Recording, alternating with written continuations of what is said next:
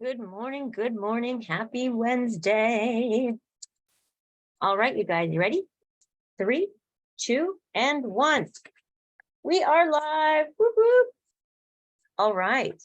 So today is going to be a joyous topic and maybe a little bit of a heavy topic.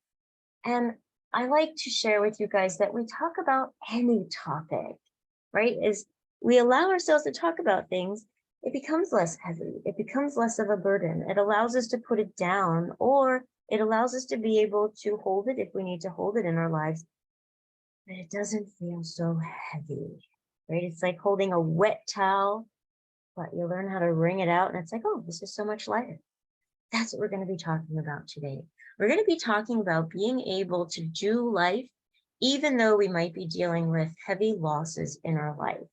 And the issue is there's so many losses. We can lose loved ones. We can lose our experience of joy and happiness. We can lose our experience of innocence. We can lose our experience of patience. We can lose our experience of feeling loved or wanting to be loving. There's so much that goes on for us that creates this experience of loss, which isn't bad. It's all part of our experiences. It's all part of our journey, but it can become unhealthy if we don't know how to work with it. Now, first thing I want to do is give you like a, what do you call that? Oh, I can't think of it. A public announcement. If there's anything that you're going through that is a recent trauma, or as we talk about things that may have you feel or connect, and you're like, oh, this is real heavy, then allow yourself to also reach out to someone else, whether it's a therapist, whether it's a psychiatrist, whether it's a pastor, but make sure that it's people who have the ability to support you. Any one of those people, doesn't matter what they are, what their background, they may not be a good fit for you. I've met so many people who are awesome in their field, and I've met so many people who shock me that they're in their field. So I just want to share that with you, not to talk bad about anybody at all, but to be able to say there are some people who are not that good.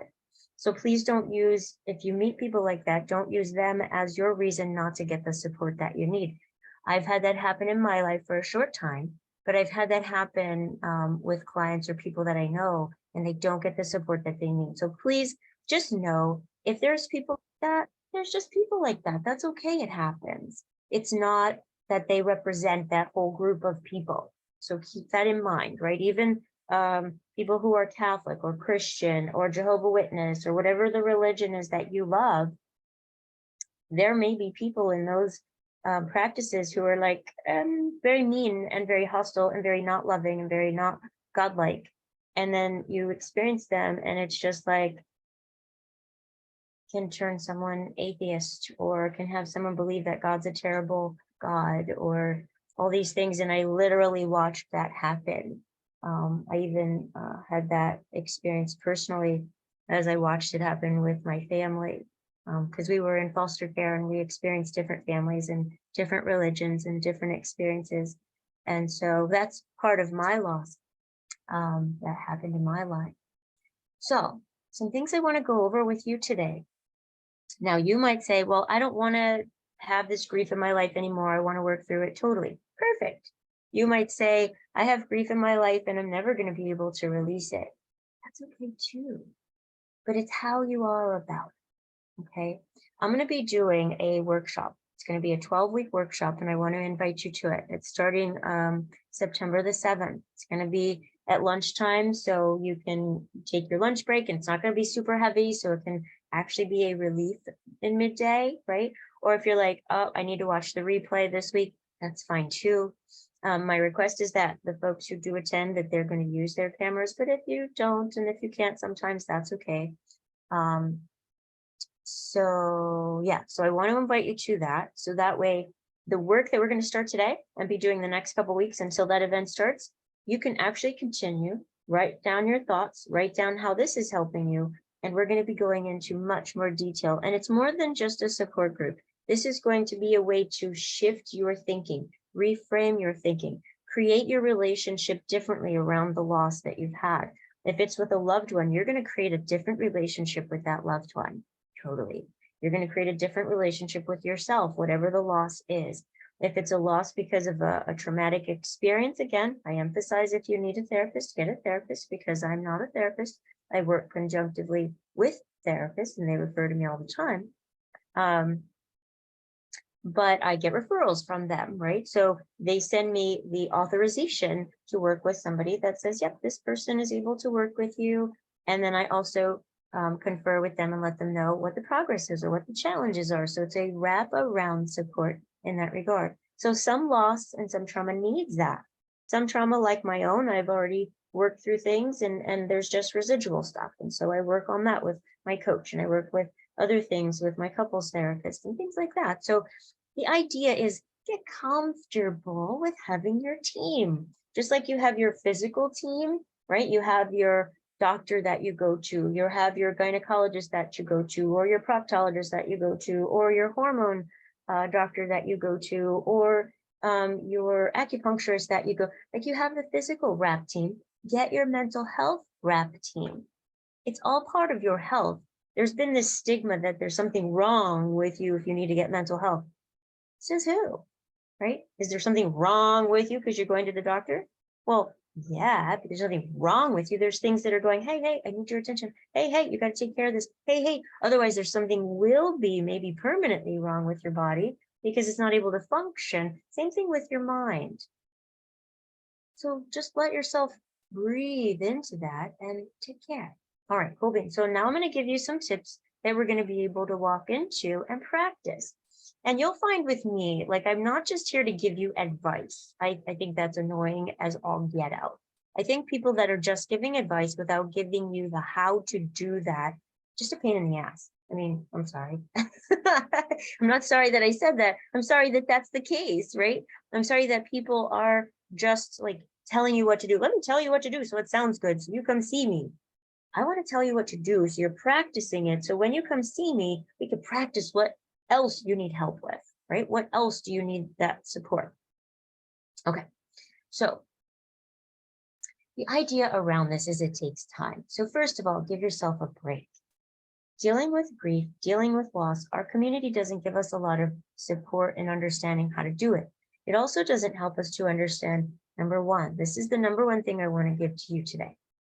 Our belief about grief can be very incorrect, right? So for example, when we've had a particular loss, what happens is we feel weak. We feel drained. We go through all the stages of grief. And my request is you look up what are the stages of grief. And I like this one in particular. It gives you, and ask me if this is something that you'd like, I'd love to give it to you. It's a graph that looks like this, and it's got all the stages of the emotions around it, right? And let me go ahead and share my screen with you so I can show it to you. The idea is we think these are the stages and that's how the human being works. No, that's not it at all. The way it works is we have those stages, yes, and we jump all over them all the time, right? We go through shock, we go through anger, we go through acceptance, we go through shock again. When I have an initial loss, when I say initial, this could be a whole year, I forget. I have memory challenges. It's just, part of what I get to deal with. I'll wake up and forget what I knew. So the person who died, all of a sudden, whoosh, oh my gosh, they died. It's like I just got it again, right? And different, I've worked with so many clients who have different experiences, different things. And so it's important to realize this isn't you, right? Like there's something wrong with you, not at all. This is a human being thing. So I'm going to share this with you so you can take a look. This is my favorite. And not my favorite, like I love it because it's so great and pretty, but it's my favorite because it describes to a T how it works. I'm going to share my screen. I think you can see it. Yep. Okay. So you could see my screen. And now let me find where it opened up to. And make it bigger for you. Now, this may not be especially clear for you, so that's what I'm saying. Just ask me for it. When you are experiencing a particular loss or a trauma, There's so many ways to experience it, like the 31 flavors of ice cream. There is not one right way. For some people, like myself, for example, I stay in shock for quite some time. My mind does not process. It's like it didn't happen. Nope, this didn't happen. It's not happening. I don't care that I'm sitting at the funeral. I don't care that I just got smacked in the face again. I don't care that I feel the my mom used to hit me in the back of the head as well as in the face, and I'd feel the tingling through my neck. And I didn't know that meant I just had like whiplash from her hit. Like it just was, right? It just was. There was no anything about it. It wasn't until later that I would go into the anger. It wasn't until later that I'd go into the fear, right? And I want to share with you guys, even if something happened years and years and years ago, and even if you've done all kinds of work, sometimes you still might find yourself back being what we call triggers, right? I don't like to use the term trigger because it's being used for everything, but it's like a button that's pushed. And the reason I don't like the word trigger is because I think of like a gun, right? And then once the trigger's pulled, there's nothing you can do about it. Well, I like the word button. You push the button's been pushed because you can push the button again and shift everything. It sounds to me more in control. Trigger sounds like it's being pulled and there's nothing you can do. Well, when these things happen, there are buttons. And when we learn what our buttons are and how they're getting pushed, how we're allowing someone to push them, how we're reacting to somebody's, what they say, or to someone's death, or to the pain, or to the experience, we can shift how we're thinking. Sometimes the button can actually just disappear. It's not our trigger, like it stays. Now, some do, some totally do, right? Like even getting on here, getting on this Facebook Live with you guys, people are like, oh my gosh, you're so great, you're so calm, you're so wonderful. You talk about all these hard topics. I talk about all these hard topics, guys, because they are part of my life to this day and to this second. When I come on here with you, there is this fear of rejection, right? That because of the loss I experienced growing up, the loss of my confidence, the loss of my voice, the loss of you need to shut up and mind your own business. You need to shut your mouth. You need to, anything you, basically in my life, anything you say or do is going to be used against you to punish you for all day today and maybe for the rest of the week. And that's just how it was. So now when I go to get on a live, oh, that's there to remind me to tell you something. When I go to get on a live, or I go to make a phone call, or I go to work with a client, or I go to talk to anybody, what comes up for me, it's not really on here, but it's a level of fear to the point of panic. And I've done tons and tons of work on it, and I continue to do work on it. I have my coach, I do work on it. I have my therapist, I do work on it. So this isn't something like, oh, you need to work on that. I am, and will continue. But because it was such a trauma for me every day, all day long, afraid of what I was thinking, my mom would hear it, afraid of what I would say, I would get hit, or I would get punished, or I'd have soap in my mouth, or I'd have my hands tied behind my back, or I'd have to, do all that and even lay in bed at the same time. So because those things being tied to it, whenever I go to do something similar, it will push the button. Now, what I have learned is even though that button gets pushed, I can calm my body, I can calm my breathing, I can remind myself the people that I'm talking to are not going to hurt me. They are not going to attack me. They are not going to punish me. They're not going to try to sue me or tell me that I've done something to hurt them, or like they're not going to do that. Although we know in the world of business, it can happen. And so we also have to have precautions like insurance and coverage and things like that, and know how to access attorneys. And because there are still people who will do things. So we do have to be mindful of, there is a reality of that. But overall, the world is not out to harm me. And that's what I do when I'm working with my clients, to help them, because we have our thoughts, guys. Our thoughts, if you're not careful, they are out to hurt you. And that's why we feel that anxiety. That's why we feel that panic. That's why we feel like we're not good enough. That's why when we have a loss or a trauma, we're continuing to relive it. We're continuing to have that experience into our life because there's a button getting pushed. Now, for some of us, the button's not going to go away. And I've come to accept that some of my buttons may never go away, and they still may. However, I'm going to work with it like, oh, there's that button.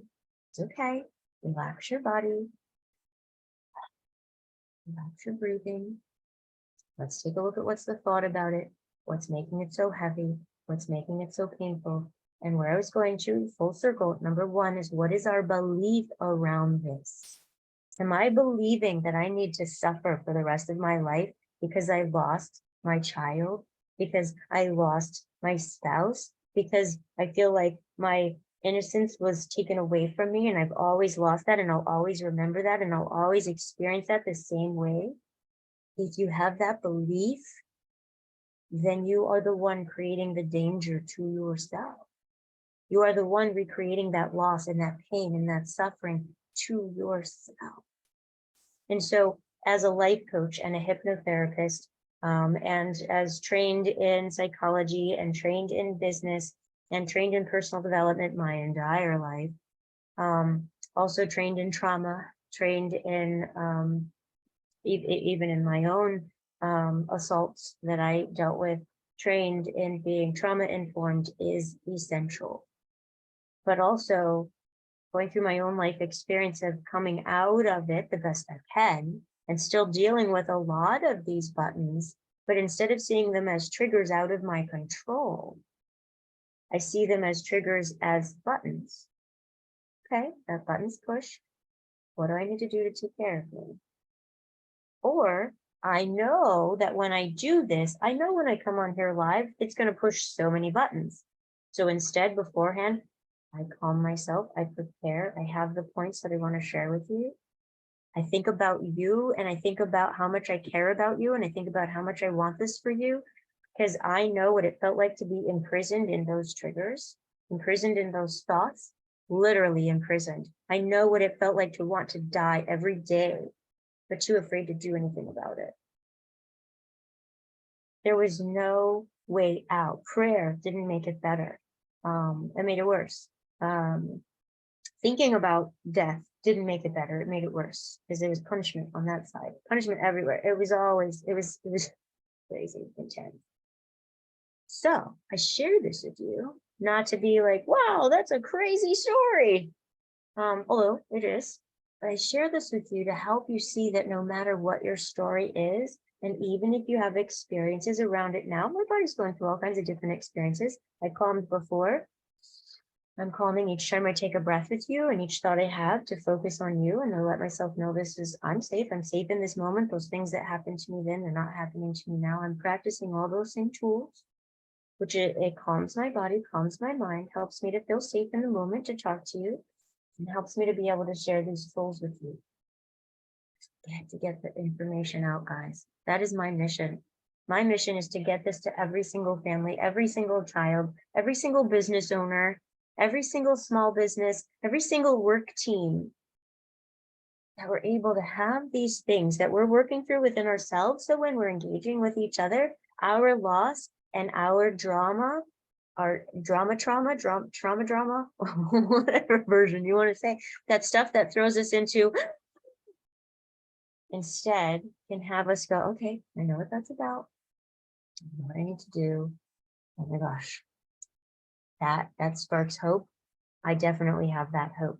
I definitely have it and I can share it. I have that calm within my mind and my body, even if stuff is still being pushed, even if there's still buttons going on, even though I'm here in hope and helping others and affirmations and new patterns and new strengths and new relationships.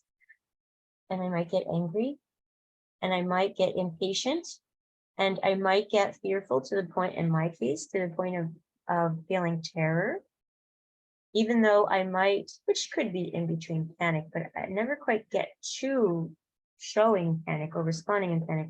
It's more just a thinking, but it can also have you feel disorganized. It can also have you feel separate from other people. It can also create this experience of, whoop, I need to depress that down.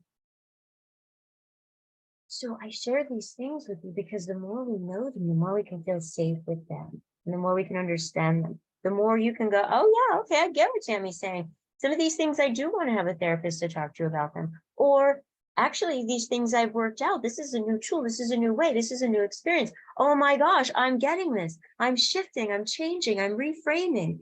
I'm understanding my thoughts, I'm understanding my emotions. I'm realizing, let me share this with you. I'm realizing negative emotions are just as good as positive emotions, that we need them both to have that flow in our life and in our experience. That it's great that we've had these losses. You might be like, BS. The losses help you to remember how much you love a person you've lost. That's beautiful. It helps you to cherish them and think about them. Isn't it interesting that someone's not noticed until they, now this is not in our family, I'm talking about famous people, but famous people aren't really famous sometimes until they die. And then the whole world sees them. Sometimes a negative helps us to see things and experience things that we might not have ever. And so we can thank that person for giving us that experience. It doesn't mean that we're happy that they died, right? Same thing goes for a trauma. I'm not happy that I was abused by my mom and then by my dad. Like, not at all. There's such sadness in that people would hurt children. But you know what? That negative brought me to a place where I help others in such a way that helps them step out of things that are triggering them, helps them step out of thinking about suicide, helps them step out of feeling lost and stuck. It helps business owners who are doing great do even better. It helps families who are kind of doing okay but having struggles not have them anymore. Seriously, because they learn how to communicate and they learn how to talk to each other. Those losses, guys, when we learn how to use them, can become such a part of beauty in your life. It doesn't take it away. That loss can't ever go away, but how you receive it, that loss could be blocking you. And then even the positive, there's no flow. You can't feel it. You can't connect to it. You almost resent it because it's over there and you're over here stuck. So whether it's a loss about feeling stuck with some challenges in your business, whether it's a loss that's deep and heavy from losing a loved one, whether it's a loss of just not liking yourself, not loving yourself, but that loss is blocking you. And I want you to join me. I want you to join me September 7th, and I want you to be practicing these tools with me. And I want you to realize I'm not sharing this stuff with you and practicing this with you because I so know better. I'm sharing it with you because I've done the work. And I will also, in this workshop, share with you some new work that I'm doing even now. And no, it's not new because it's a new loss. It's new because I have a new understanding of the old loss, and I'm ready to shift through it. So I'm going to be doing this with you. And I do this, like I share with you guys, to be transparent, to support you in what you are doing. Because when we share our stories help each other grow. All right, you guys. So the thing I wanted to remember, that alarm that came, is Clubhouse. Meet me over in Clubhouse right now. That's where I'm jumping over to. It's going to be Mindset Reset Wednesday with Jesus Calling. We're going to be reading from it, from Sarah Young. She's amazing. Every time you read it, you feel like it's talking to you. I look forward to working with you guys September 7th. If it sounds like something you're interested in, shoot me a text message, DM me on whatever platform you're seeing this. I want to connect with you. I want you to be a part of it. It's going to be safe and it's going to be very interesting. It's going to create this space of healing and loving and connection and whatever else it is that you choose that you want it to be. For me, it's going to be healing, loving, and connection because that's my intention. It's going to also be whatever intention you bring to it. So I'm looking forward to what that is. All right, you guys, bring it in. Oh, big squishy hugs. Take some deep breaths. Heavy topics, but beautiful stuff, guys. Breathe in again. Hold it for a second with me. Take in another breath while you're there. It stretches all this. Keep that hug going. Ooh, lightheaded and out. Ooh. Yeah, there you go. I had some tension on the topic that I was releasing, so I wanted you guys to be able to do that with me. All right, I'll talk to you soon. I will see you next Wednesday. We're going to continue this topic, talking about being able to have your smile, even in the midst of loss, being able to release grief, not let it go, but release it in a way that you can cherish it and you can love it and you can enjoy it as a human being, that it's allowing you to shift and change, and whatever it is that's going on for you, whatever that loss is, it's there to help you see something, learn something, grow. It's there to create this new level of divine shift in you. And I want to be able to help you to do that. All right, you guys, you take care of you, and I'll talk to you later. And know that you're loved, whether you like it or not. Ciao for now.